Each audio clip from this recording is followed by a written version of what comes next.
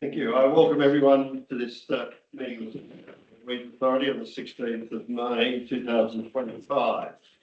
Item 1 is apologies intended by email.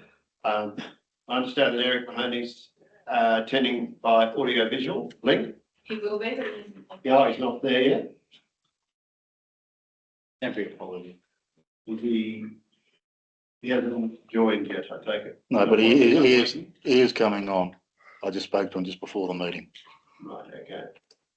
Okay, well, we'll note that intending to attend, just running late. Any other apologies? If not, I'll ask that we have someone to move that Eric Mahoney be entitled to attend by audio visual. Councillor Member Fry, Member Gulliver, all in favour? Thank you.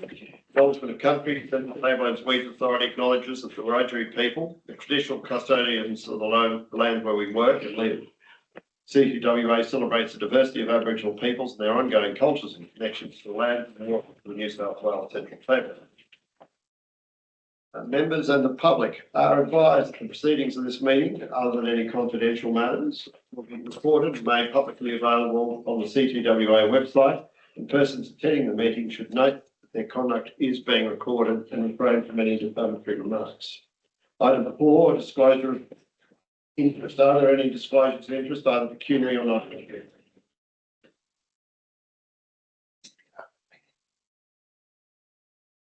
I note there are no disclosures of interest.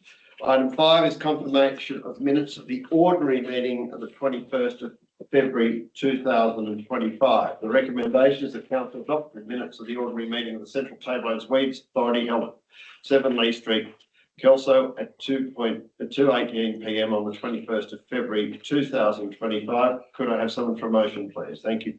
Member Gulliver, seconder, please. Who's that? Yeah. Member Dorset was seconded. All in favour? We move to item 6, confirmation of minutes of the extraordinary meeting on the 11th of April 2025. The recommendation is that the Council adopt the minutes of the extraordinary meeting of the Central Tablelands Weeds Authority held at 7 Lee Street, Kelso at 1:04 p.m. on the 11th of April 2025. From a mover, Member Reynolds, Member Fry, anything arising? Not, I put the motion. All in favour? Carried unanimously. Thank you. We go to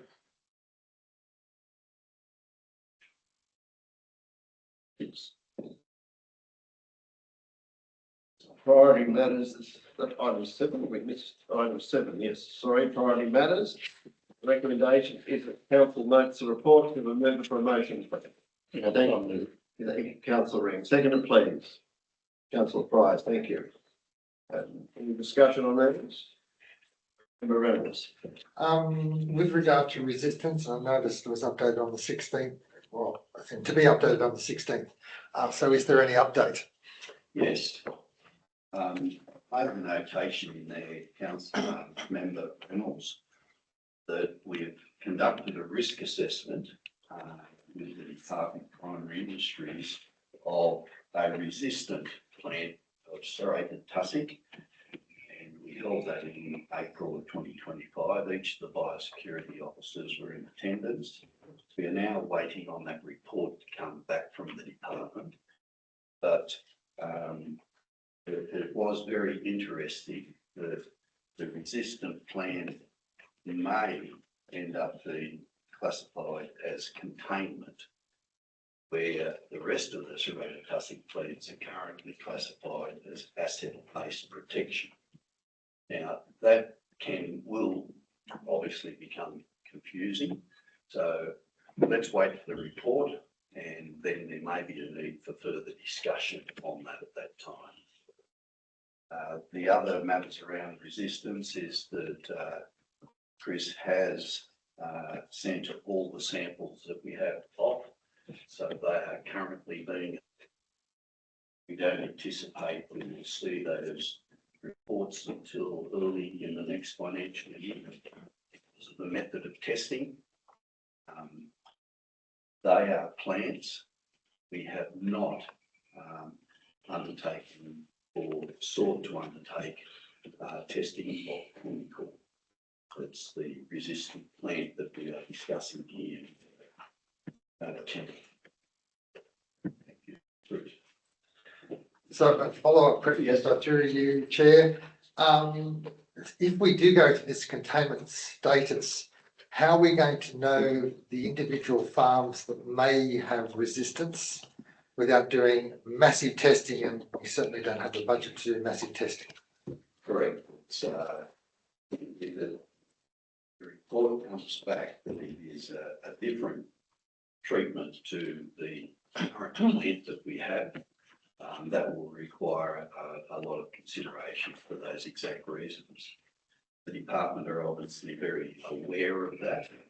So we're going to have to wait on the report, I'm sorry, until we know what the plant is. I don't think we're going to have to go and prepare something that will take a fair bit of consideration and for the council's consideration. That the report, I don't want to do the work prior to the report arrives. Okay. I know we're talking about resistance. Can I just interrupt Councillor McKibben, Councillor Marnie? Councillor Marnie's on, or is it on? It's on, yeah. Okay, thank you, Councillor Marnie. You know your chance. General Manager, there's another more fundamental, or maybe more fundamental, the efficacy of the actual product. Is the product actually working in its new compilation or its new way of creation? Mr. Chairman, we had an opportunity to discuss this recently. Yes. Obviously, we have not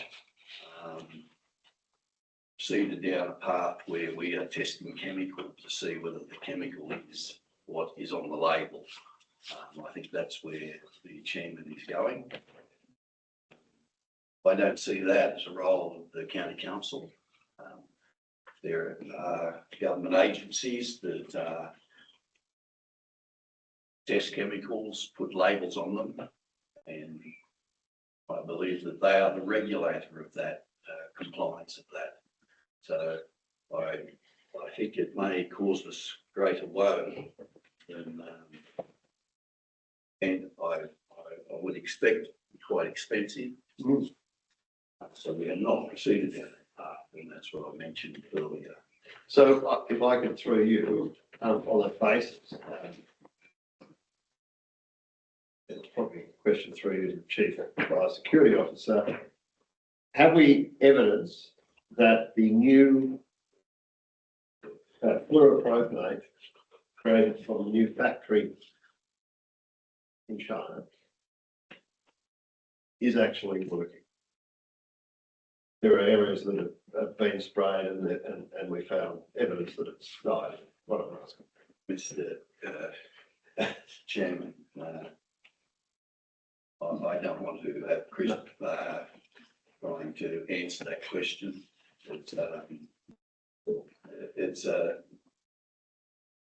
I don't see it as our role to do that, but the actual testing and the results, I think, Chris, it's a little bit too early to call on some of the programs that we had. But I think there are some landholders who are indicating that they've had no kill. Is that a resistance matter? Is it a chemical matter? We're trying to determine whether it's a resistant matter.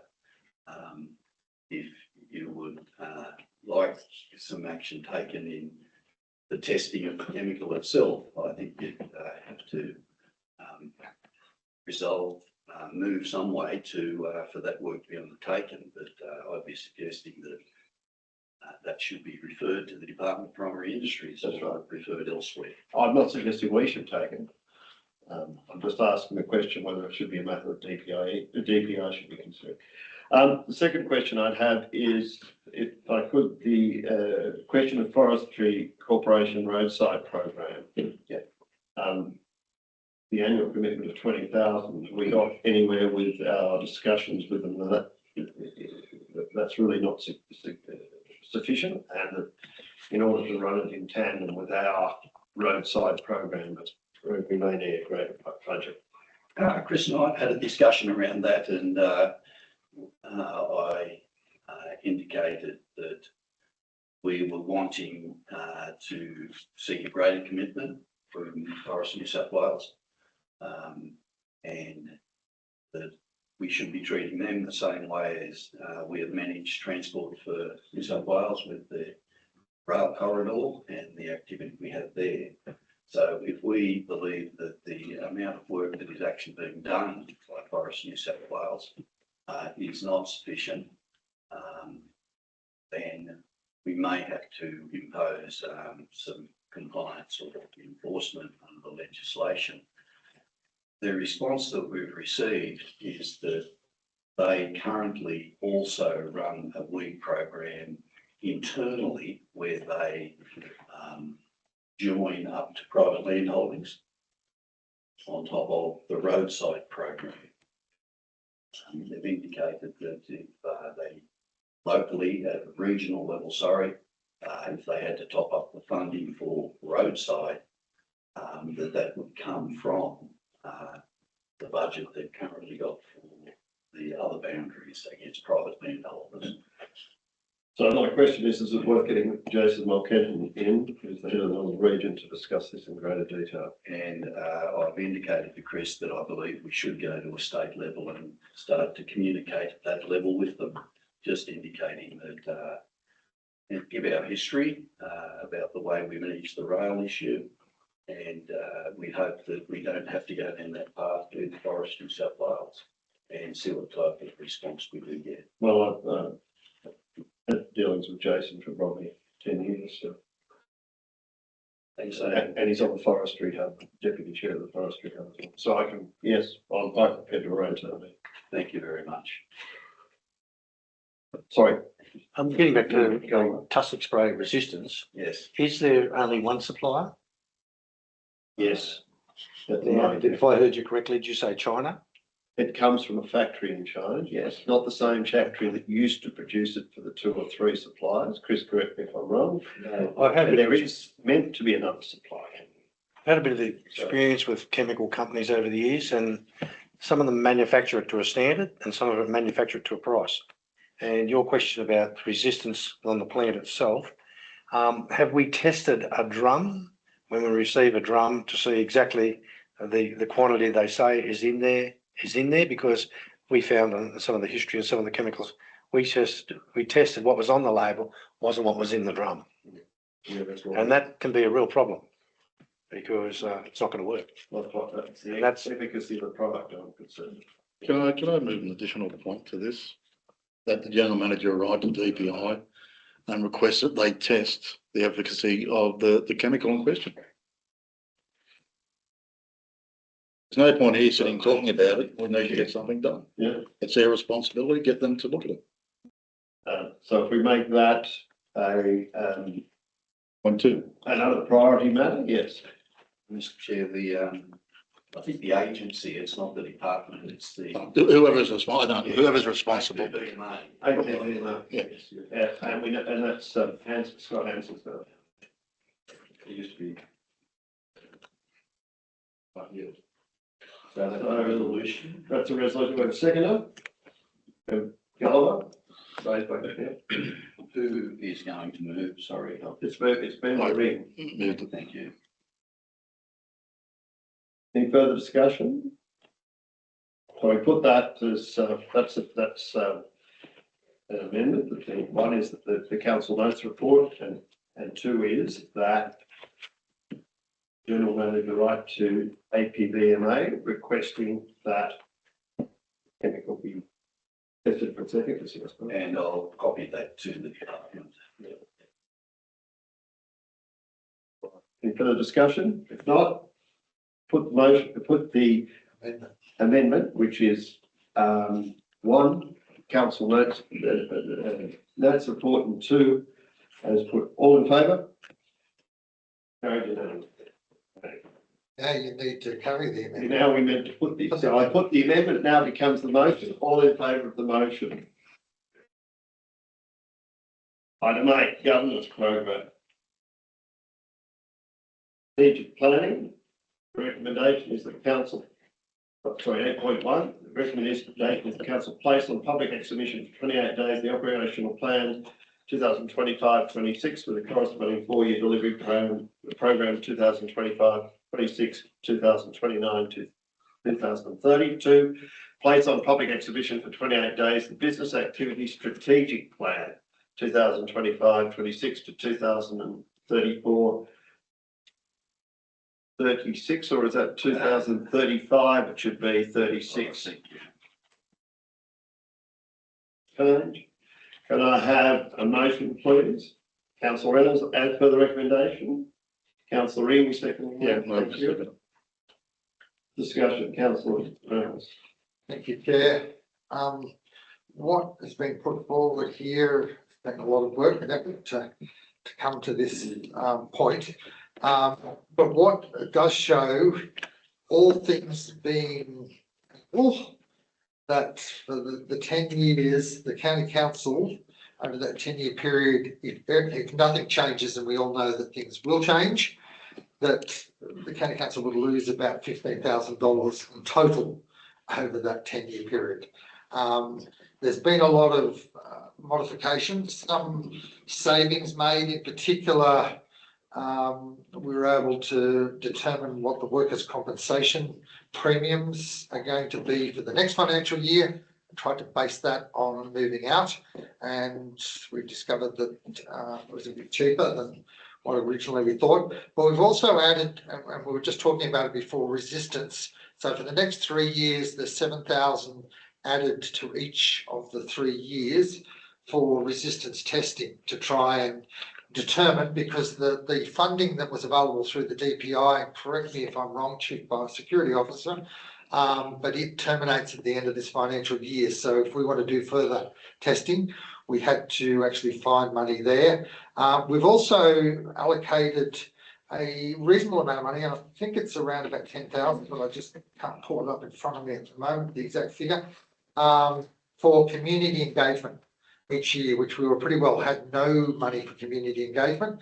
And so under this proposal, which will see a reduction of 2 positions, so that's also noted in the report, that we will come back to 4 biosecurity officers, the chief biosecurity officer, the general manager and the business manager for the organisation. So it'll see 2 positions no longer being filled within the organisation to actually make the organisation sustainable. And that was the challenge when we looked last financial year, the budget, the 10-year plan, so the BASP for 10 years showed that we were heading for, I think this financial year, coming about an $80,000 loss, and that was going to wobble around and go well over 100,000.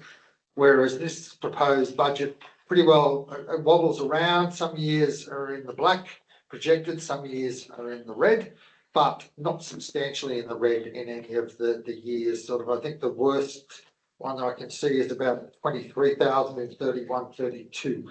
Next financial year, coming back to the operational plan, a projected deficit of a bit over $11,000.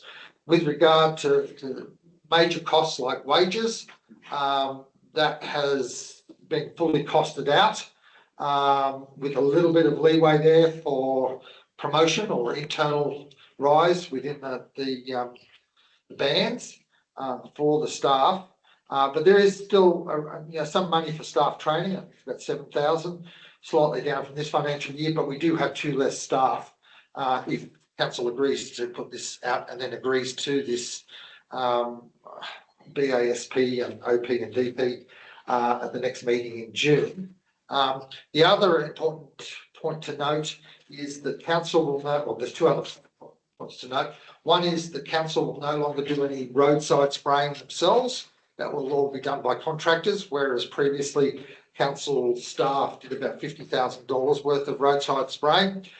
The other cutback is that the aerial program has been removed from the budget because it was costing us projected more than what the revenue was from having the extra staff on at this stage, but that can be reviewed.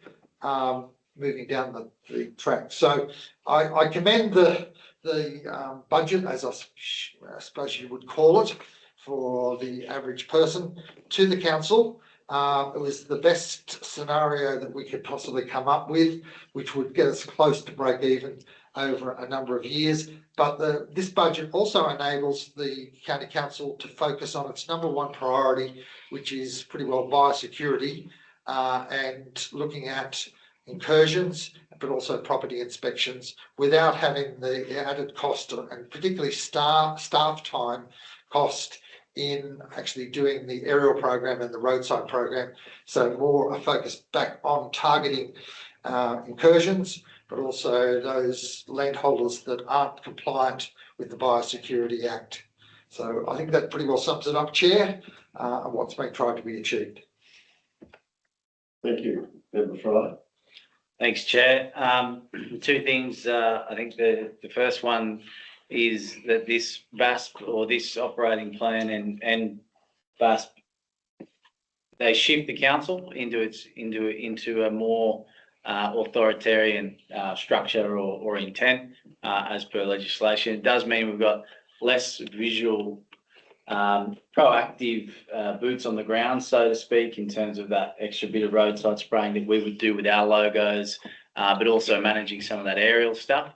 That comes out of need, more so than an appetite for the council to move that way, but that's the way it looks to go if council approve this. Given that that community engagement budget is necessary, and I feel between the chair and myself and other leaders within an organisation should be able to, on council's review, target specific areas that we think that landholders need to be focusing on, and put that message out there to community, both through educational forums, but also media and advertising, to ensure that we're trying to, I guess, educate landholders and stop the problem from occurring rather than attacking the problem when it's there. And secondly, firstly, I agree with this approach, and we've had many meetings about what this budget might look like. And secondly, just this council itself is actually in a far better off position for having Member Reynolds on it. He does some incredible work with this document. And I just think it needs to be minted to show our appreciation for Councillor Reynolds and his work. Thank you. You may go to the note, please, for minutes.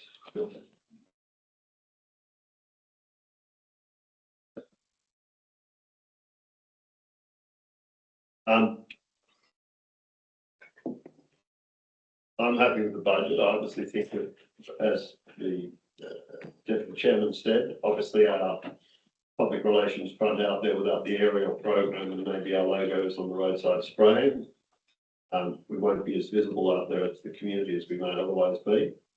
But that means that we have to increase our productivity in other areas, and there is a notice of motion which I've put up following, which I think needs to go hand in hand with this revised budget.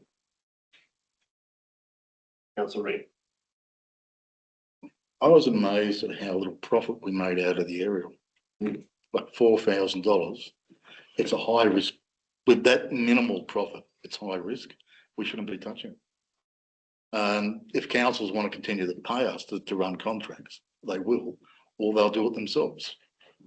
I think we've got to go back to the core function of what the county council is about, and that is enforcing the legislation and education. I don't believe we've got any choice. So no, look, I support the program as it stands. Any other discussion? Mr. Chairman, can I just make one comment? Yes, sorry. I'd like to myself extend a thank you to Councillor Reynolds for the work he has undertaken in the development of this budget, and he's been hugely supportive to me in this process. So, Councillor Reynolds, thank you. Member Reynolds. Without a reply, but thank you for everyone, and it's a privilege to actually do this. But I did want to highlight two other things. There are two other documents outside of the VASP which I haven't talked about. So just because they're all part of the same Yes. resolution. I just wanted to talk about the balance sheet very, very quickly. And again, over that 10-year period, the balance sheet will only change, equity will only drop by about $15,000. So again, pretty well over a 10-year period to have roughly the same equity as what we went into it is again, it's quite remarkable. But again, if your crystal ball is better than mine, as things will change. No matter how much we sit here today, whether the weed action program funding changes, it drops, or as in it's no longer in existence, or who knows what's going to happen down the pathway, what our role and responsibility is with this review. And sadly, I hear that the Biosecurity Commissioner has tendered her resignation.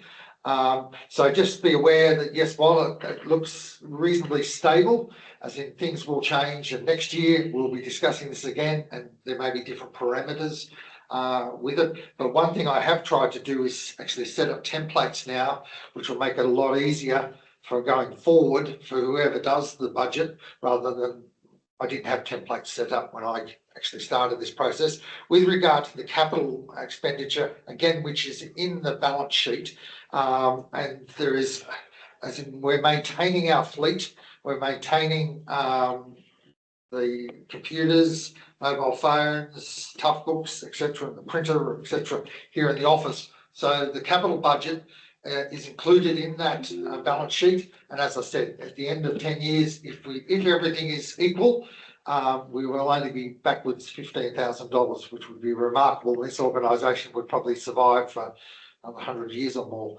if everything else stayed the same. But things will change. There will be challenges thrown in front of the county councils. So, but hopefully over the next 12 months that we can go close to the budget set out in the operational plan. Thank you, Chair. Any further discussion?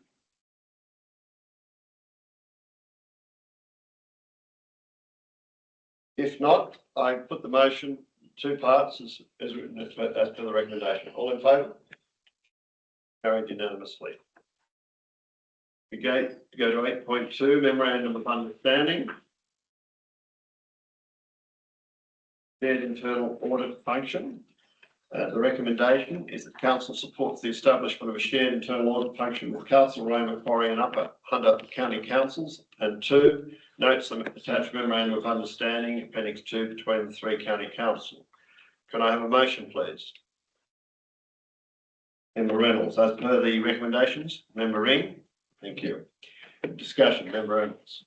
Thank you, Chair. And it may come down to mechanics, but once the 3 councils undertake or sign the MOU, what sort of area, who's going to decide on what areas, given there's 3 different ARICs, will be undertaken annually, etc. How are you going to determine what this internal audit function will actually look at? Thank you. The 3 county councils that have come together have a very similar audit report from the last audit.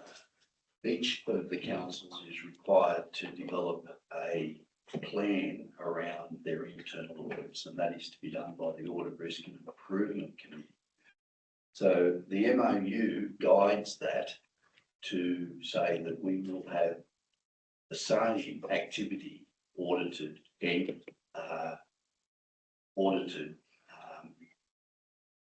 when they undertake that function.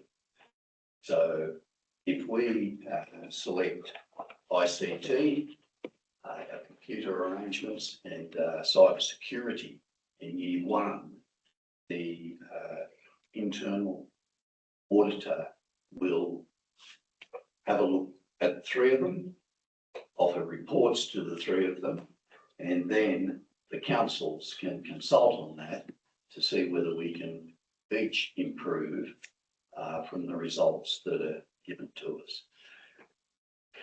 The ARICs under the MOU will annually meet to discuss that approach to see whether it's working for them.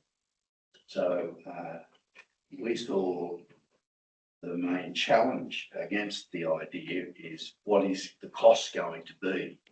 And will the people that we're going to approach appreciate that there's 3 small county councils here, and the reason we're trying to do this is to reduce cost of the audit to each of the councils.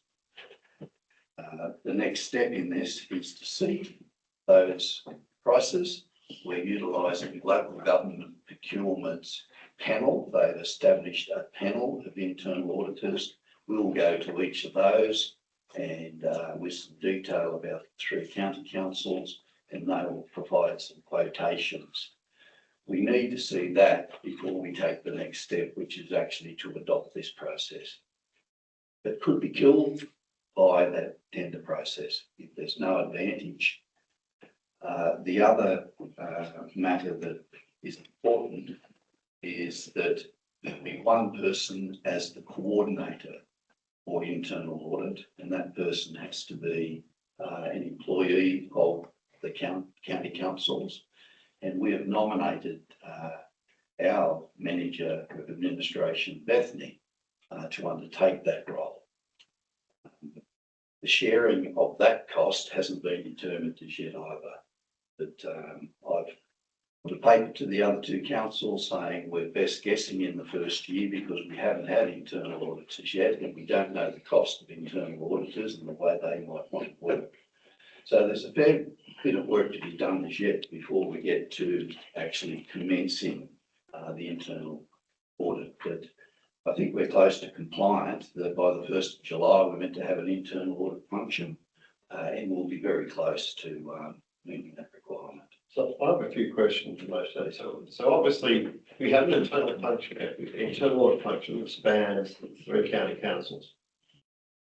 So what you're saying is if Castlemaine Macquarie wants to have an area investigated, then that internal audit will not only investigate Castlemaine Macquarie, it'll do Hunter and ourselves. Is that right? No, each of the 3 councils have to develop a plan of where they want the internal audit to work. So each of the ARICs, we are asking them under the MOU to have a common plan.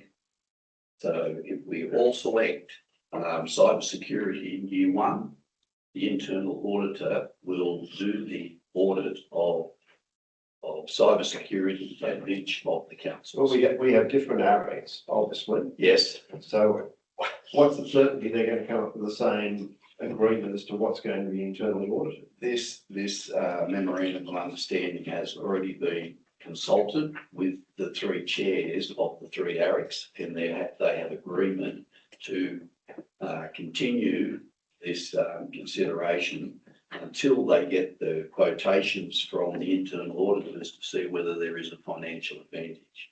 If there is not a financial advantage to the councils, it may not proceed. Which means we're opt to get an internal auditor ourselves and run our own program without consideration of the other 2 councils.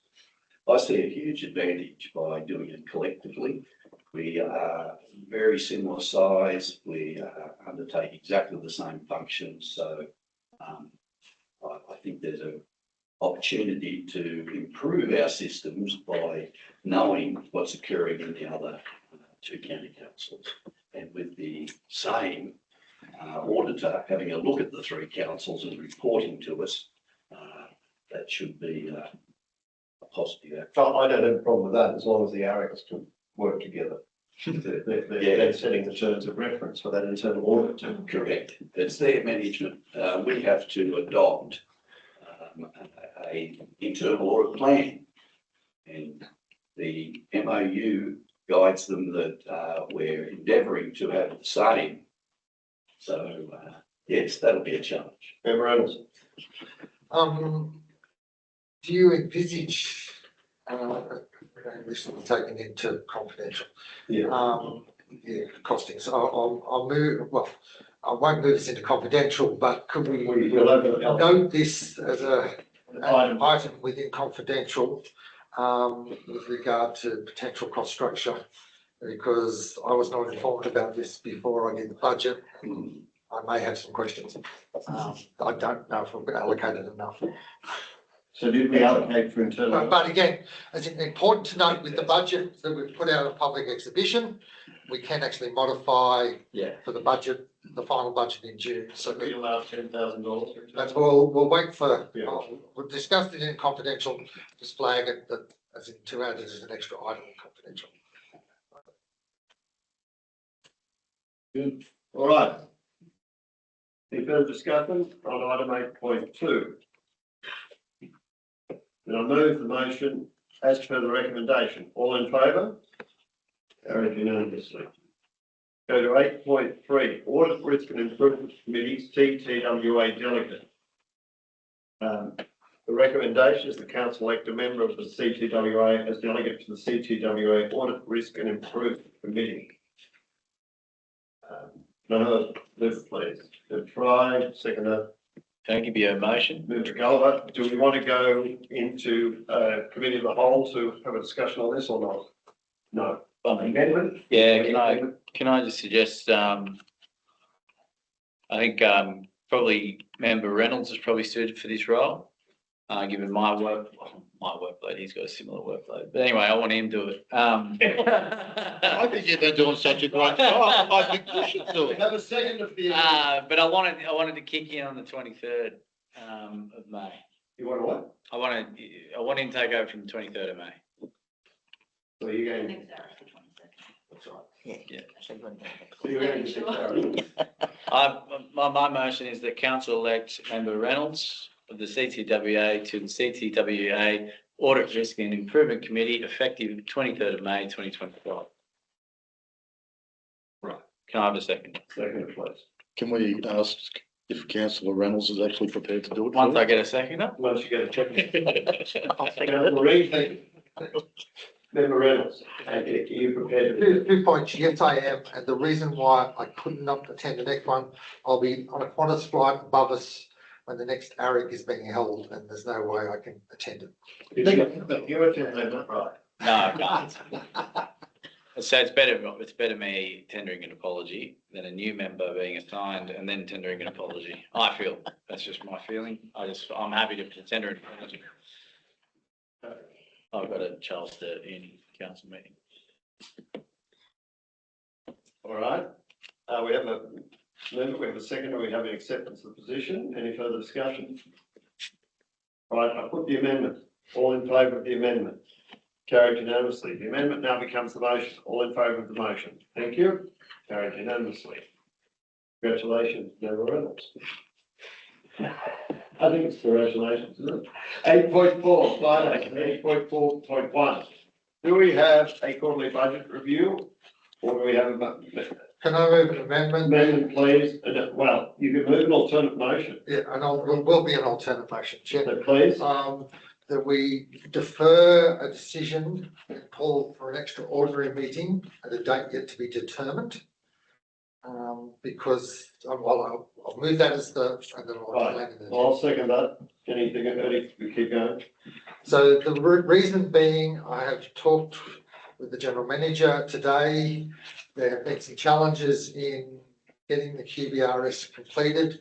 An individual was working to midnight last night and then started very early again this morning, trying to get it up, and did want someone to check it, and it wasn't completed in time to actually check it. So due to circumstances beyond pretty well anyone's control, we're just unable to provide one. I would suggest though that we have an extraordinary meeting in the next week or so to actually discuss this, and there's potentially another matter to discuss at the extraordinary, which I'll bring up shortly. After this, I'll foreshadow another recommendation out of this with regard to the investment reports as well. So I'll foreshadow that I think I can foreshadow that I can, I'll after this has gone through to that, we also put that on the business paper. Can I suggest that you make this, as it's a different motion than the recommendation, that you add that as a point 2. Even though it's under the heading quarterly budget review, Where else were you going to put it? The recommendation's not a motion, it's just a recommendation. That's what I'm saying. Yeah, it can be totally changed, it doesn't need to be there. That's right. So that's not alternate, it is the It's a motion. motion. But I'm saying, That's point two. I'm saying put a point two, The investment report. is will also be the considered at extraordinary that meeting. extraordinary meeting. That makes That's what I'm sense. suggesting. Yeah, that makes sense. Yeah, sorry, yes, yeah. So that is the motion in two parts. You got that, Bethany? Yes. Right, further discussion on that? It's member Reynolds and member Ring.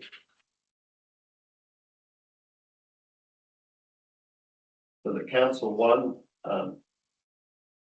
the council hold an extraordinary meeting in the next 2 weeks to consider the following. One, for the budget review statement for the quarter ending 31st of March 2025, to be called two, investments reports for the months of January, February and March. Is it the third month? Or is it April? Yeah, exclude April. Yeah, so they're 4 or 3. I think we had January before, so it's February, March, April 2025 investment reports. And Mayor, put a point three if there is any other urgent business. And 3 any other urgent business, yes. Yes, right. Is there any suggestions from members about when?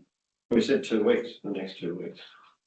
Dates, Yeah, look, unless everyone goes to their diaries now, I could do probably the morning of Friday, 23rd sometime, but I know Bruce can't. oh, So I'll be unavailable in Broken Hill. So at a national park that won't have coverage. Monday. If maybe we could circulate a few dates to members, but That ends up quite difficult to find a spot. yes, I So I know. really would be, if while you're in the room together, to try and find a spot if we can. That assists greatly. So Monday week would be, no. It's not. Tuesday, the 27th, I can personally do, but again, it's up to the other councillors. As in Tuesday the what? the 27th. Right. No.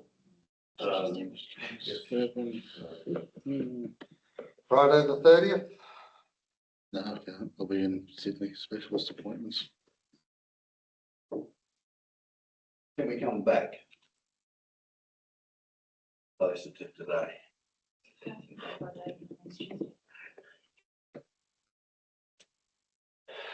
How are you next Thursday? What's that? Oh, you're fine. I can do When? Thursday. Wednesday, 21st. Yeah, I can do Wednesday. No, I'll be down. I've got to go to Macquarie University Hospital with my daughter. Let's aim for a quorum here, crew. I can do late. I've got sheep nuts arriving on 21st, so I'm going to do late. What's late Looking at here? about 5 o'clock. Oh, I've got an ordinary. What day is that? 21st. What about the 23rd? The Friday. That's Bruce the way. Where's the way? What about the National 27th? Just, I can do and the it. reason why I'm not trying to be, I can do late. the understanding of the QBRS, there's probably no one else in the room that can understand it like I can. 4:30. We need to have it when you're available, Yeah, so. that's what I'm. And you know what dates you're available. Unless someone else understands the QBRS. I can do the 21st, 4:30, 4 o'clock, maybe 4:30. Yeah, 4 o'clock. No, I'll be in the apology. Oh, you can't do that. No, I can't do it. We're aiming for a quorum here. So I can do the 21st at 4. Okay. Can you do it, Eric? Yeah, What time? yep, I'm good. Remembering you can zoom in. Boris, you're not there. We've got 2 that cannot, that you still have a quorum. We need to guarantee 5. I think we got 5. You and I can come, Tony, before our council meeting. 4 o'clock. Isn't it? Sorry, the rest couldn't, but I think. 6 o'clock next week, isn't it? I think we found a date, Andrew. And you, 4 o'clock on the 25th. yes. Yeah, that'd be good, wouldn't it? Back to back. Yeah. That'll be fireworks at that one, dude. You're all happening. I see.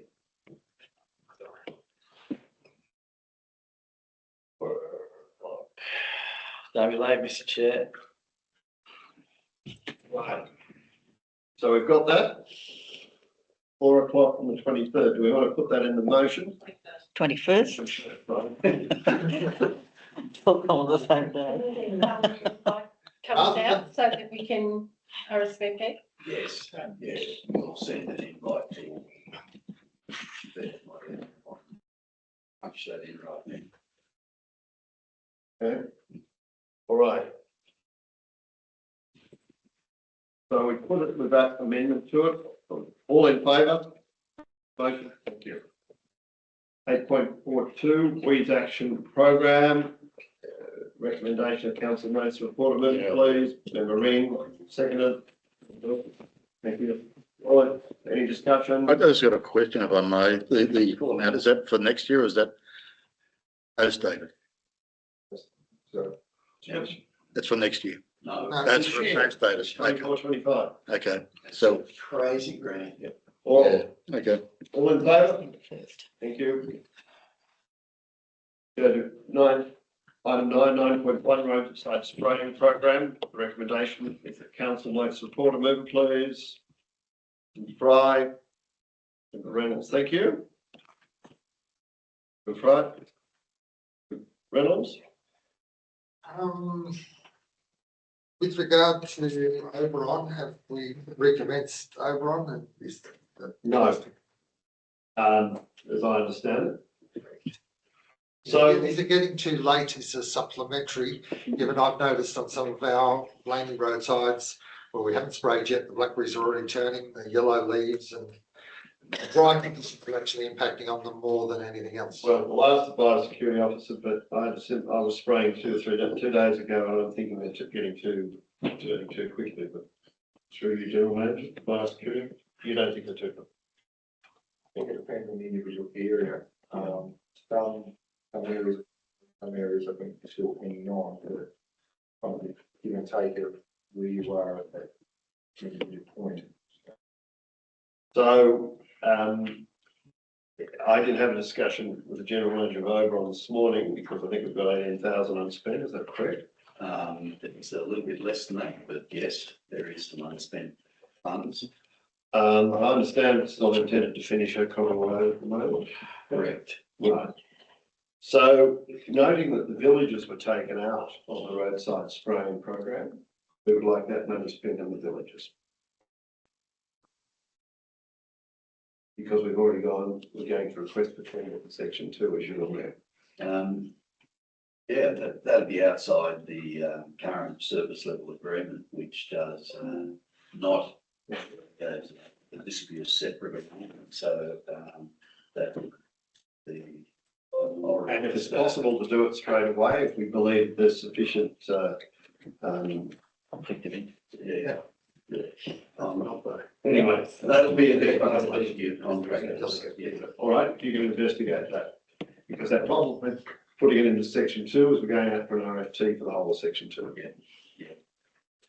Any further discussion on this matter?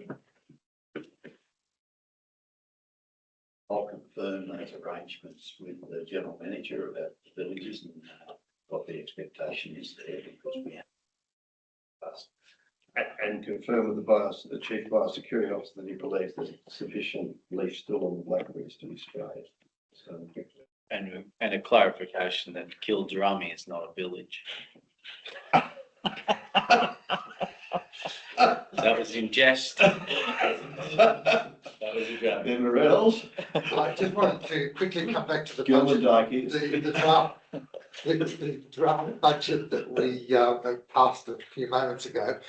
When it comes to roadside spraying, at this point in time, I didn't mention it when we were debating or discussing the budget. I've put in this financial year's contribution for each of the 4 constituent councils, given there is no agreement yet moving forward with any of the councils, but most of them possibly will, but one or more may not. So I've budgeted this year, but it is budget revenue neutral because the contractors use the other side. So if it was zero, it would be zero in expenditure. So would there be no net position change in the organisation? Right. Thank you, Councillor. Member Earls. All right, no further discussion. I'll put the recommendation. All in favour? 9.2 is the aerial flowing program. The recommendation is the council notes report. If a member of the motion, please. Councillor Ring, Councillor Fry, thank you. Discussion on this? Nada? No, Yes, member Fry. Yeah, just the point raised earlier, councillor Ring raised it. I think the fact we make 5K off the program is neither here nor there. It was always about access for landholders and small landholders as a sense of responsibility. I think we've had pretty in-depth discussions, yourself, myself, about the pros and cons of this program. And I just think it's at that stage now where, you know, landholders will have to take some responsibility about getting their own helicopter projects or programs together. And if we can educate them in that way, then that's still a benefit to landholders of the Central Tablelands. But I know that it was a good job turning at least a couple of dollars for this year. And also that it ended up in March 25, there were 54 landholders. Yeah. And quite 850 beds. I know General Manager's going to address this. I suppose one of the questions is, we were in the business of aggregating small landholders together because the other companies weren't very interested in doing a job that was less than, if it was a small number of hectares. So maybe you'd also address that, General Manager. I've spoken with Rota Solutions, who is our contractor at the moment, advising them that the budget process may make changes to under that agreement. The agreement is quite sound. It says that if the council does not organise packages, then obviously the program can't run. So we're not committed in any way to have to compensate Rota Solutions. But we have come to agreement that we will, the county council, work with Rota Solutions to draft a letter to all that program over the last 3 years. Just advising them what's occurring and encouraging them to have direct dealings with Rota Solutions and how to go about that. Rota Solutions are very comfortable with that. It does free up a whole lot of time for our staff, and that was the objective. So I think we can still promote aerial spraying and make sure that the current people that are being actively involved on an annual basis are aware that they can contact Rota. We will be encouraging in the letter that they try and group themselves together. A group of farmers together is a much more attractive offer, obviously. So I don't think that there's going to be a huge change for Rota Solutions if this the landholders go that way. There's another airline also available to them. We won't as actively promote that because we're doing this because we are under contract with Rota Solutions. That other airline, I seem to get text from every second week. It's Trumpet Patriots airline. Yeah, member Reynolds. Thank you, Chair. This will come up in confidential, so I won't go into any details, but I would not rely on the $4,500 figure as a profit. I actually believe there is a loss, but I will discuss that with him confidential. Any further discussion? If not, I'll put the motion. All in favour? Thank you.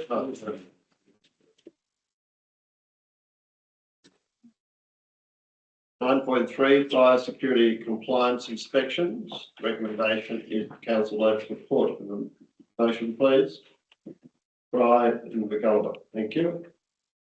Discussion, gentlemen, discussion members, sorry.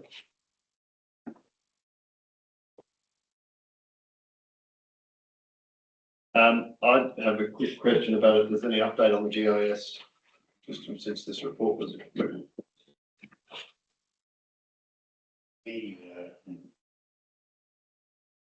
We are still communicating with our provider, Iconics, on this problem that has been identified. I've informed the general managers of each of our constituents of the problem that we've identified. The solution is not right in front of us at the moment. So there's some more consultation to occur before we get a solution. We are utilising the system, but I think there's possibly some opportunity under the chairman's notice of motion to actually try and use that also to resolve some of these problems. So We have a difficult situation here. It's not just that the councils have made adjustments to their assessment numbers in their own databases for a whole lot of reasons. One of them is one of their constituents changed accounting systems that they were using software, and they changed all of their assessment numbers. The register that we refer to is absolutely required to be able to keep track of those changes. So the register itself is having some conniptions, and that has caused Chris to do a whole lot of additional work to be able to report it all from the register at the moment. So the last point I'd like to make is that we've been communicating with New South Wales Land Registry Services. I eventually ended up getting a response from their legal department informing us that we can't do business directly with them because we do not raise rates. We're not a rating entity, and they don't believe that they have any obligations to us. The obligation rests to each of the constituent councils. That was a little bit disappointing that we lost that opportunity to use them with regular updates. Us updating on an annual basis leaves big gaps in our system. The biosecurity officers are dependent on it when they go onto properties. We have to do regular checks with councils to make sure that we are talking to the right person. So that system, the GIS, is really problematic to the organisation at the moment, and it needs more consideration. So, but what's the solution? I think the solution is very difficult because the constituent councils have different systems. And what we do at the moment is Chris goes through a process of making a request.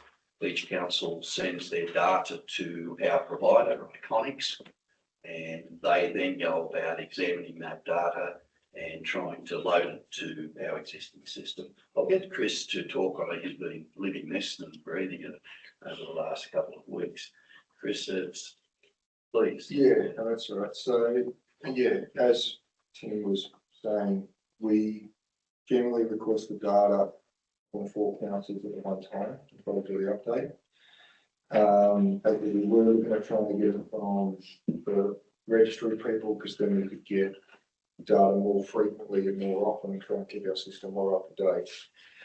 The way we go about it is there's a set criteria fields that we need to get from the 4 councils, things like land information, assessment, postal information, all that sort of, there's a great variety of fields that we need to get. It's a matter of getting those fields, A, to be in the correct order. And some councils can send it through in the order that we need, others, it's a bit of a mismatch. And getting that data to be complete, so if there's holes in that data, it then ends up being holes in our system. So some of those holes might be, there's no landowner assigned to that property, there's no address assigned to that property, there's no postal address or things like that. So then you imagine when we're trying to work with that data and communicate, we've got holes in our system because of what's come through. Some of the other problems we've had is properties that are completely now missing data. So they had data before, since we've got the update, they're now blank. So that causes great problems for us because we can no longer select that property and we can no longer communicate with that property. We have to try and fill those gaps. So how does that occur how does the council rate those people when they don't have the information? When they've collected, when they've pulled their data from their system and passed it on to us, there's either been holes in their system or they've missed pulling it from their system through to us. A big part of it would be if they could build their collection through their theories, which is basically a script that you write, they can build that in the right order and have that done. They've only got to build it once. Then every time they go to generate an update for us, they've just got to rerun that thing with a new date range rather than having to start over. That would then also save us dollars and time at our end because when the IT GIS guys get it, it's in the format they need. They can just do a simple check it and then upload it. So there's a number of things there, but things like assessment numbers changing. Our system runs, we use the assessment numbers as their ID number. So if that assessment number disappears or changes, our system, it has great difficulty lining two of them up, what the property is now, what it used to be. We've matched some of it spatially in the system to get it to line back up. But things like that, if they do changes, that's okay, as long as we can have, this is the new number, that's what the old number was. A lot of them, and it's not just one council, a lot of the changes have been made, but they say they don't have a record of what the number used to be. So we're now having trouble trying to marry the two of them back together again because the system can't see it was one, now it's become two, just to then link them back up. So that's taking myself and our GIS people a lot of time and energy to try and get our system to line back up to what it was before. So would our best position be to draw smoke from land title plots? That's one of the things. Also too, we can get the data quickly and we could, rather than doing yearly updates, like most councils get a nightly update. Every night they get a download, what's changed, off they go.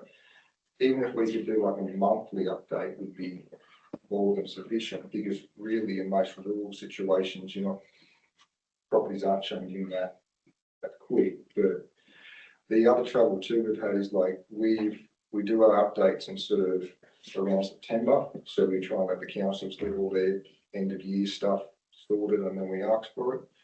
But like then by the time they then give it to us, we get it, we clean it, we try to marry it back up and get it. It's months later after September by the time it gets into our system. So we lose a lot of time there.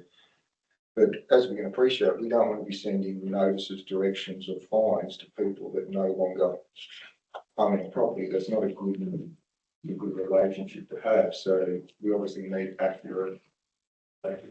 So is it a case of writing to the minister and asking for access to the land titles office register?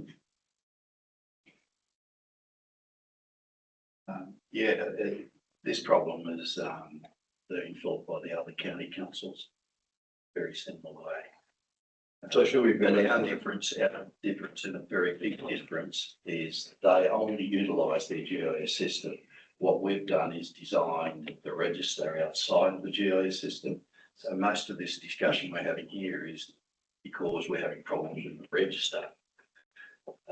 And I think the reason that we are operating that way is that the agreement with the provider of the GIS system is very clear in that any development work that's undertaken becomes the property of the provider, and in our case, that's Iconics.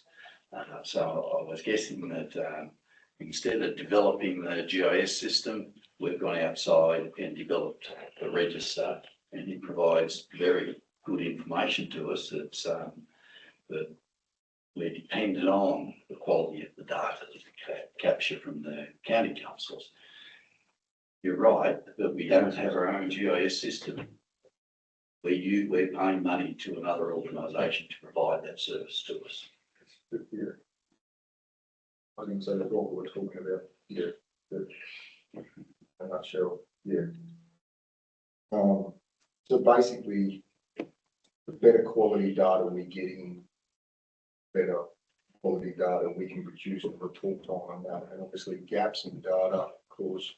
So just go through so the data at the moment is going from councils directly to us or straight to the GIS Iconics? So through us and we've been the connector, but rather than sending it to us and sending it to them, we approach the council and say we're doing another update, and then the two of them talk because we've been doing it for years. They just talk, and then they send it to us. Local council sends their data direct to our supplier, to Iconics. Yeah. Otherwise, we're just the middleman. And so the information we're getting from Iconics can't be uploaded easily into our register if it's not in the right format. On the right one. The two biggest things is when IDs change, IDs confirm, but we need to know what the ID was prior. Sort of thing. Like if you say it was one before, it's now become two, but you don't know it was one before, you don't know what to assign the new one to. All right, so can we investigate what best way to rectify this is? That's what we're, yeah. This issue has been under consideration for the last since the register was developed. Yeah. And it's got worse because of that. well, in the database, the register is a very, very large spreadsheet now. And the protection of that data is really important to us. If we're going to put bad data in on top of it, it seems to be defeating. So is there any chance that the register will just crash completely as a result of the amount or inaccurate data? Well, it's well backed up and it's backed up in many opportunities. So if it does crash, we can go back to the next best. But the problem still exists that the biosecurity officers, if they can't be confident with data off our system, they're having to go to the council and check it. Right. And that's just a step that's I think the other thing too, the officers in the field, they don't see the register side so much, but just the data that's in our GIS system. If there's holes or irregularity in that data, it makes it hard for them to report. It makes it hard for them to contact or communicate with the landowner if we don't have all the fields that we need to. But if we're missing postal addresses of that, we can't communicate or owners' names or that. Well, I just had one more. I'm sorry for making this along, but it is an issue to us and it's taken up a lot of our time. The GIS system, the GIS system we're currently contracting from Iconics has come a long way in the last 5 years. So there is an opportunity to actually look at, can we do what we want out of develop the register straight from the GIS system? And Chris is exploring that as well, just to see. But the one that's missing is we're the only council that has a 1 to 4 risk rating of properties, and that is key data, and that's not available. I'm sorry, that we made it available in GIS system to capture it. But I don't know whether Iconics wouldn't want to just spread that type of information around. It's been encouraged with the discussions that have occurred over the last 6 months with the Biosecurity Commissioner that the weeds people and the pest people need a common GIS system across the state. And it seems silly that we're having to deal with all the councils to develop that. Okay, further question is, I note that the 90 days passed, there were 90 properties, 30th of April, is that reduced? Seems to writing the reports on that company. Right, so if some of these say Blackberries or St John's Ward, I'm assuming that as it's again getting the end of spring, that some of these properties will be stood over till. It'll depend on when they go back to green, if they can fill it or not. Yeah. Not fill when they go back. So a lot of these could be stood over till spring. Maybe. Okay, any further discussion? Member Reynolds? It's firstly, Chair, with regard to Iconics, when you look at our ICT budget, and it's here in the business paper, we're talking a large proportion of that $60,000 that I've budgeted for is for this. So it's a very expensive component within, and it's grown from a couple of years ago when it was quite small to quite a substantial amount of money on an annual basis. And who knows, depending on what happens out, it could actually grow far quicker than my 2.5% indexation. So that's something to keep in mind. It's one of the unknowns. But I think a couple of years ago in our annual report, it was 20-something thousand. It's gone up to 50-something thousand last financial year in the annual report. So as in ICT has become a very big component, a very costly exercise, and this data has become a costly exercise. I was going to make one suggestion though, with regard to the 4 constituent councils and land information or whoever holds this other data. Could each of the 4 individual councils request it on our behalf to be sent back through to Iconics? So bypassing our request, given that they're a rateable council, and getting that information straight through from each of the 4, if they were all willing to. So they're going to write the land titles and ask that the information go straight to us, or how? Straight to Iconics, given that that's how we send it. They send everything to Iconics, but they're requesting rather than we're requesting, given that they're a rateable council, or 4 of those, and therefore it would bypass this rejection of a county council if they were, but to check out whether that's a possibility. And it may be one way to progress this issue, and therefore we get updated data every 2 months or whatever the Chief Biosecurity Officer wants it for, rather than having a no-go. And it should cost them nothing, so it hopefully would cost us nothing to make that request outside of a letter or a request. So if the General Manager could actually look into that just to see if that is an option that may be acceptable and may get us the data that we need. Yes. Thank you. Maybe note that to Bethany, please. Okay. Any further discussion? If not, I put the recommendations 9.3 on the favour. 9.4 penalty infringement notices. The recommendation is the council notes the report. Move it, please, Member Reynolds, seconder, Member Dorset. Thank you. Discussion? Have we had any further pins during the last period?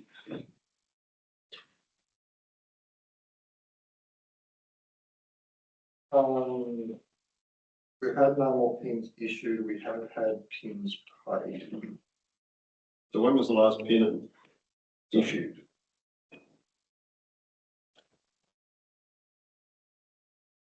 The figure of pins seems to have been stated for probably 6 months. Yeah. One issue that I know One issued this year. of. So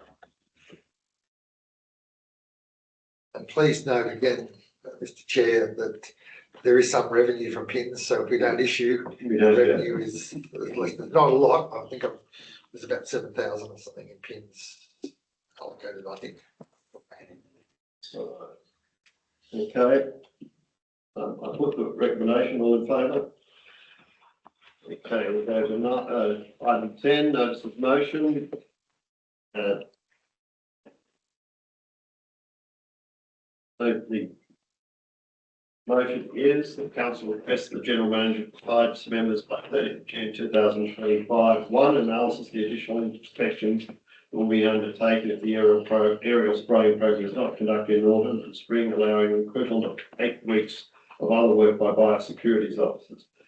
Analysis to include A, the estimated additional hectares or number of first inspections, B, the estimated additional hectares or number of re-inspections, and C, the effect on inspections which are over 90 days due. 2, analysis of why extensions of time for work on properties with risk ratings of 3 and 4 have been given during the period 1st of September 2024 to 31st of March 2025. 3, reasons for extension of time, including specific details of any work undertaken justifying such extension. 4, full self-analysis of why the number of penalty infringement notices pins issued has declined in the last 18 months, noting the number of properties with risk ratings 3 and 4 has increased. 5, analysis as to why prosecutions of landholders are stalled, yet community perception is that the number and severity of weed infestations has increased markedly. 6, an independent assessment by a person not engaged by CTWA of when landholders are downgraded from risk rating 3 or 4 to risk rating 2 or 1, that a proper assessment is being made of the reduction in biosecurity risk posed by that landholding. 7, report on progress of reducing time from initial inspection to pin prosecution from 4 years to 3 years. I move the notice of motion on the seconder. I'll second it for discussion, Chair. Okay, I think the paper speaks for itself, the information there, and that's why I've requested this notice of motion. The perception in the community is very much that we're not doing our job with the ever-increasing number of properties infested with weeds and with high-density infestations. I want to know that because as we've taken out the aerial spraying, that we're actually going to get increased productivity in relation to inspections. And I noted, as per a question a few minutes ago, that I don't believe we're issuing pins at all. Or there seems to be reluctance to issue pins or to go to prosecution, noting that the number of 3s and 4s has increased, and that the perception again in the community is that we as an organisation are not doing our job in relation to enforcing people to take the biosecurity risk they pose to others seriously.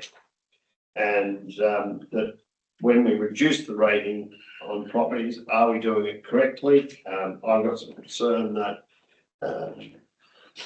where we have reduced ratings, that it's still questionable as whether the amount of infestation is still far too high. Member Reynolds, do you want to speak to it? I do have a question. Number 6, an independent assessment by a person not engaged by CTWA. Who's going to engage them? Well, all right, I meant not employed is the word, so I don't fix the not employed. It's going to cost us money. What's it going to cost? I don't know what it's going to cost, and we have to look at where we get the funding from. Can I ask a question? I mean, it's obviously from this, there's been ongoing problems for a while. All of a sudden it's an issue. Sorry? Yeah. From this, you're talking about over a period of 18 months or longer, this has been going on. Why is it now coming to a head? Why wasn't it discussed 12, 16 months ago? Could have been. But why wasn't it? Why is it all of a sudden it now? Because not probably a week goes by without someone in my ear saying, you know, we don't believe the organisation's doing it. And I'm seeing more and more infestations of weeds, whether it's on our roads or in the paddocks. More and more area covered by serrated tussock and blackberry, I suppose. And I'm just when I look at the number of extensions, I'm wondering why the extensions have been given. We're not being given, I don't know if they're being given correctly or not. So I've seen an increase in extensions being given, less pins being issued, less prosecutions, yet we're getting more and more 3 and 4s. But my point's to, as a governing body, this council should have been asking those questions over the last 18 months or longer. Yes. That should have been asked at each meeting. If no one's happy with what's being put up, the staff should be questioned. Well, I have been questioning councillor Ing. Well, obviously you're not getting answers, so the county council hasn't been doing its job with all respect, because it's the county council, the members here that are responsible for the overall governance. That's right. So where's the performance review been of the organisation in the last term of this council? Well, our performance review is through the general manager, as you're aware. And we have raised, the number of these things have been raised in those performance reviews.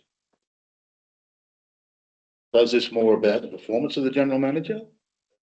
Or the It's performance about of the looking council? at the whole operation as to whether we are achieving what our objectives are, is to reduce the biosecurity, the biosecurity risk to our agricultural lands in this CTWA area. So I'm going to ask a question for you to the general manager and the staff. My understanding was from the first time I was on this council, there are guidelines to go either up or down. There are standards set. Is that still not the case? So if you're changing the rating, that's based on a proper assessment. Well, I think there are specific, for ratings, there are some objective criteria and there's an algorithm. But in relation to granting extensions, I thought that there are fairly definitive views as to when extensions be granted. Is that correct? Do we have policies to that effect, or? One matter that's not discussed here is that the biosecurity officers appointed under the Biosecurity Act have some discretion in some of those situations. And that discretion is managed quite well under our policy, where they're needing to consult with Chris on certain matters.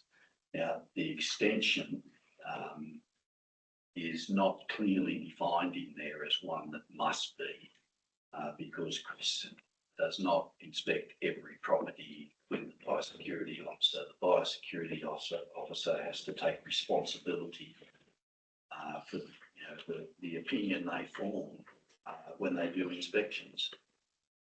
That is a very difficult task. That's the reason we have fortnightly catch-ups where we all get together and we talk about these things and how inspections, are undertaken, the situations they run into, such as the landholders are very elderly, they don't have equipment. Are we going to issue them a penalty infringement notice for non-compliance? There's some, they're very difficult decisions to take. I don't think it's as mechanical as some members may want it to be. Well, sorry, we've got the same issue. We're bringing in the new rating category for farmlands because we've got smaller properties that obviously not worked as farms. Yes. But similar to what you said, I know I've been approached by elderly people. One in particular is an 88-year-old woman. Her and her husband ran the property as a farm. She can no longer run as a farm. But she's going to get an increase in her rates for no fault of her own. So I'm looking at ways that we can help her. So I fully appreciate staff, but I think that needs to be documented. Yes. There needs to be information coming back to council. I think we need a full review of our policy position and procedures. So I'd like to move an amendment that we look at developing with the new general manager a full review of policies and procedures for the operation of the county council. Because I know when I first came on, there was stuff on the website that was so out of date, it wasn't funny. And anything that's on the website should be current. And we should have an ongoing process of reviewing, as we do in our councils, of all policies and all procedures. And with all respect to the chair, I think that the staff need to be supported. If they've got discretion, then we've got to accept that, but we do need to have some justification come back through, be it in closed council or whatever, and get it. And we need to manage, no disrespect to the current general manager, but the performance of general managers needs to be done very tightly. They're the only person we employ, both as councillors and on this committee. And if the general manager doesn't perform, then we sack them. I've been there, done it. It's not necessarily a pleasant thing to do, but at the end of the day, I'm on the performance review committee with our general manager, and he understands that if his staff don't perform, it's his head on the chopping block. As much as I respect him, I've got no qualms with sacking for non-performance, regardless if it's the general manager or the senior biosecurity officer or whatever. It doesn't matter. But I think we need to get our house in order and accept our responsibility to make sure as a county council, we are doing the right thing. And our job is the governance role.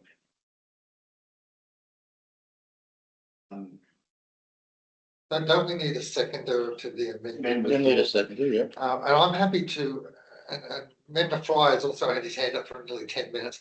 But I'm happy to amend as long as to second the amendment, as long as we send this plus the, your amendment off to a workshop to actually have a discussion as a workshop, as a working group in an open discussion. So rather than here at a council meeting and then go through each part of it. So if the member. Sorry? No, you can. No, I didn't think if you seconded my motion. I couldn't move it. I can't second if I moved it. I can second it if I've seconded it. I'm happy for I think I'm happy to amend to take that on board, that we have a workshop in which we workshop the issues. And we get a plan moving forward and we stick to the plan. So what is the amendment? Sorry. So I'll just let you know councillor Marnie's logged off. Right. So what is the amendment? Well, I think if I may speak out of turn here, Mr. Chair, the council requests the general manager provide the following analysis to a working party and maybe scrap the 30 June part so that we get a bit of length of time. I think there's different, like, I don't know what a full analysis is versus an analysis versus a report on. So an analysis could be 2 lines. So, you know, the chief biosecurity officer could come back to us and say, well, this is why we do that. Yeah. Is that really the response that you want? And a full analysis might be a half-page response, and a full report might be a 5-pager. So I'm a bit confused about the language and the rhetoric within each item. I just think we send the whole item to a working party so we can better understand the decisions being made under discretion by each officer, because I feel like that discretion can be easily qualified by each officer or maybe the chief vice. I get where you're coming from, but there is probably qualifications for So every. do we believe that where extensions are granted in future and we look at our confidential paper, that the reasons for those extensions should be noted?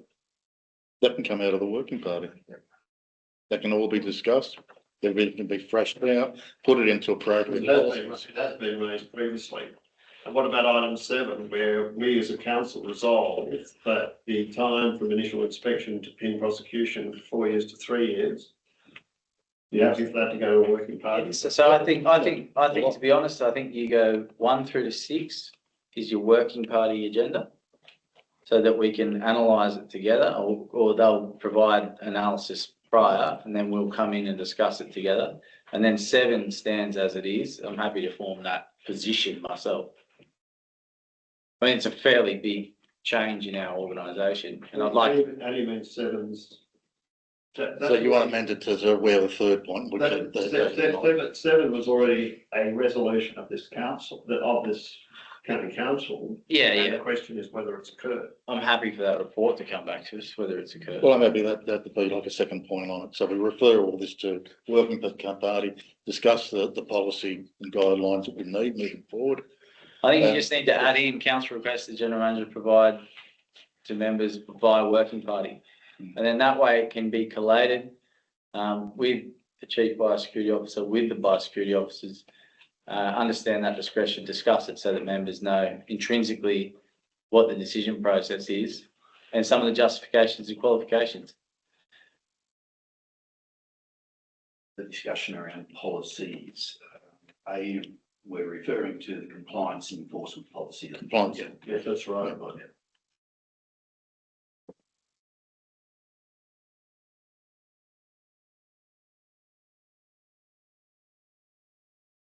So Bethany, are you happy with the wording for that amendment? Yeah. I just think you need to take up the date, 30 June, because we're going to have a bit of change and chop with the potentially new general manager coming in soon, potentially not. Well, the trouble with the new general manager, it's going to take 3 months to get up to speed. Sure. So I would have thought it should be a job for the existing general manager before he leaves. Brado? If we put it in with a date that we get everyone to. It can be an extraordinary meeting or just a workshop. But again, an analysis, it can be just a self-reflection for 20 minutes and then say, well, why does this occur? And then just type up an agenda for a working party and we'll discuss it. We'll get together in June sometime. If you've got that meeting set down for the 21st, can you not have it in conjunction with that? First. You've already got people here, is that convenient? No, that's for the next meeting. That's the next meeting. That's good. Pre-budget. June. Yes. Yeah, can we do it prior to that? Is that long enough? Just have a quick analysis of the process? It might be a quick, should be quite detailed. Well, I think some of them are an analysis and some of them are full analyses. So, you know, there's got to be a difference there. I think we just need to have the discussion. Yeah. Get the basic information, get the information, put it on the table. Let's just have an open and frank discussion. Yeah. Set some parameters, That's- move it forward. What I'd like to see is some of those qualifications of the discretion. So from a biosecurity officer, okay, exactly that situation. Like we gave them a longer time to respond because of this situation, because of the economic climate, because of blah, blah, blah, blah, blah. I just want to see how the decision is But made. I want to see if there's a reluctance to issue pins or reluctance to issue. And that'll come out of that analysis. Why, I'd like to make sure we're compliant with the Act as well. Yeah. There's some words in that legislation, is the reason why many councils do not prosecute people by Security Act. Yeah. And that's this word of reasonableness, and that's Ambiguous. So this is, it'll pose a lot of questions in that workshop because The workshop, I believe we've sorry. got a really good team of people here trying to do a good job in really difficult circumstances, particularly when you're talking about serrated tusk. We may not get all the answers in that workshop. It may be the basis for another couple of workshops once a new person comes on, but at least we start the conversation and get it moving. Great. Yeah. You happy with that amendment, Mr. Chair? You wouldn't be against having that discussion around the policy and how it's actually applied. I think the discussion's fine. I think people just need to be aware and be open-minded that in a lot of cases, each property is unique. And it's hard to put everyone in one hole because you've got so many different factors that come into play. And like a lot of our thoughts with the council is working with the landowner to get the end result of best rules in the area. And you have to work with individuals in different or unique ways to achieve that sometimes. But at the end of the day, I don't think staff see a reluctance to progress matters because we're the ones facing that frustration on a daily basis. And we want to see the place or places cleaned up because it's affecting the poor person next door to one. So, Yeah, I think you can roll all of that into an analysis and we'll discuss it. Chair, sorry, firstly, apologies, I'm not there today, in person, so it makes it a bit more difficult. I'm just having a little bit of problem at the moment with the device, but hopefully you can hear me okay. I think like all enforcement officers, the officers need the ability of discretion around how they apply the powers and the act they're acting under. I think we've got to, if it becomes a book of rules, it will make it very difficult. And Chris is talking to the fact that there's, as inspectors, you'll meet every personality style we got in our community. Some will be quite anti-establishment, others will be quite compliant. Chris needs and his staff need to have some capacity to be able to make judgments built out of the relationships they got with people.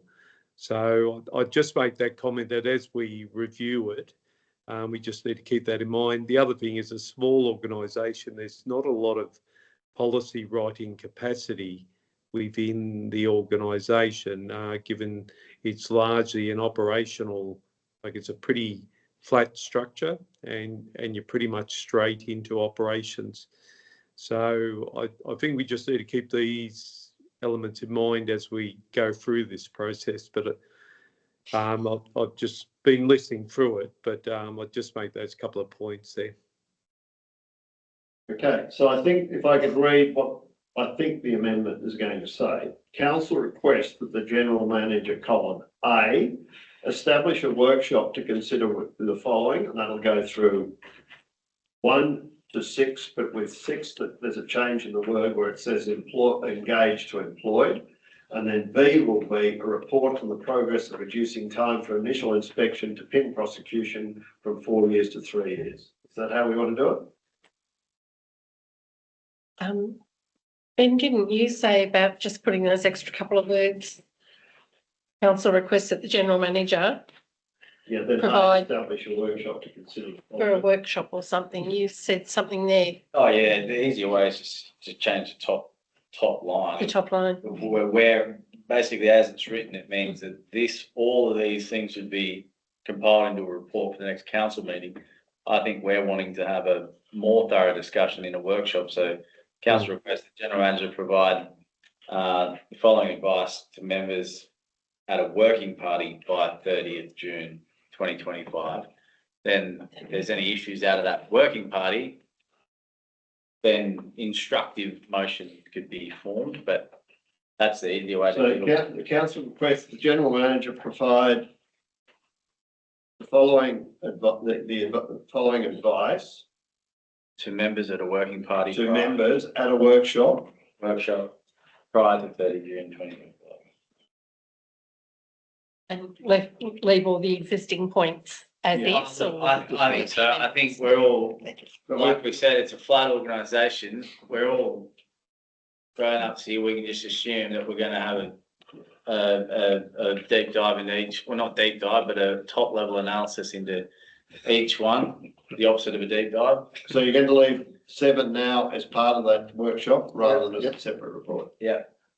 I don't think, given the question of reasonableness, we need to consider it within the context of legislation. But I think the General Manager will interpret the analysis, full analysis and the report as just responses required. They just need a response. That's all. Mr Chair, may I then say, as it won't be by the 30th of June because the workshop or working party is immediately before the next meeting, that at a later date that a report would then come back to council, whether you need it in the resolution, but out of that workshop, you would expect something to come back to the open council for a discussion. Oh, last point, can we scrap 6 entirely? I just think we're not in a position to start getting independent assessments, costly, blah, blah, blah. All right, well then change 6 to, an analysis of. Yeah, and no, perfect. Rather than scrap it. Thanks. An analysis of why. So do you want a separate report that a report be brought back to a subsequent meeting? A report on the workshop. A report on the workshop. A report on the outcome of the workshop. Yeah, the General Manager might make some changes depending on what we discuss in the workshop. Or there would be recommendations on changes. Yeah, Yes, that's right. Come back. to the policy. Or he might say, I'm out in 9 days, see you later. I'll abandon ship.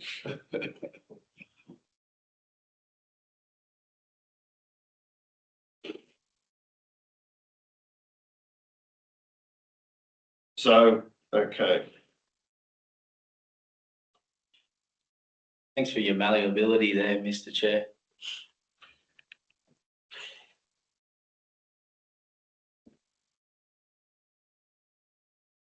so so if we put A as council requests that the general manager provide the following information to members at a workshop to be held prior to the 30th of June, 2025. Yep. And then go boom, boom, boom, boom. Yep. We change 6 to take out the words an independent assessment by a person not engaged by CTWA and just put an analysis of why landholders are downgraded, Yep. etc. Yep. Or the reasons, or probably better than why. Yep.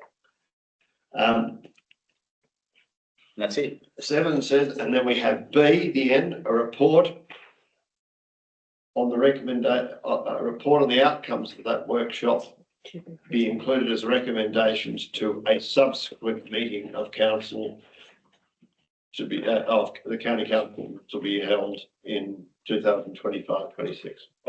Mate, Is that what you want? that is beautiful. Yep. Let's put it, You got that, Bethany? All right, let's put it. that now becomes the amendment. All in favour of the amendment? The amendment then becomes the motion. All in favour of the motion? Sorry? Aye, Aye, he's saying aye. Aye. He agrees. Right, thank you. because you can't see me. Sorry, we move to item 11, confidential reports. So I'll add an item 16.3, which was, member Reynolds? Wasn't there? Potential cost structure, was it? You raised, you want to discuss an item of confidential, you want to add as an additional? Yeah, item? the aerial, no, the aerial spraying is it within the. Yes, but there was another one you raised right at the beginning. I've noted it.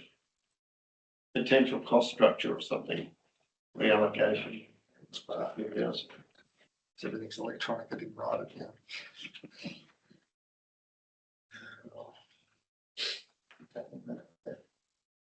So the recommendation is that the following items, which are considered confidential matters in accordance with section 9(2)(a) of the Local Government Act 1993, in the general manager, which the general has opinion that this business is designated confidential and is set out in the table 1 below, including the following: 12.1 audit risk improvement committee independent member, 13 probity investigation, 14 general manager recruitment, 15.1 prosecution update, 15.2 property inspections, 2024 and January 2025. 15.3 aerial spraying program 2024-25 should be considered as confidential. Could I have someone to move us to confidential, please? Councillor Ring, seconder, Councillor Dorset. All in favour?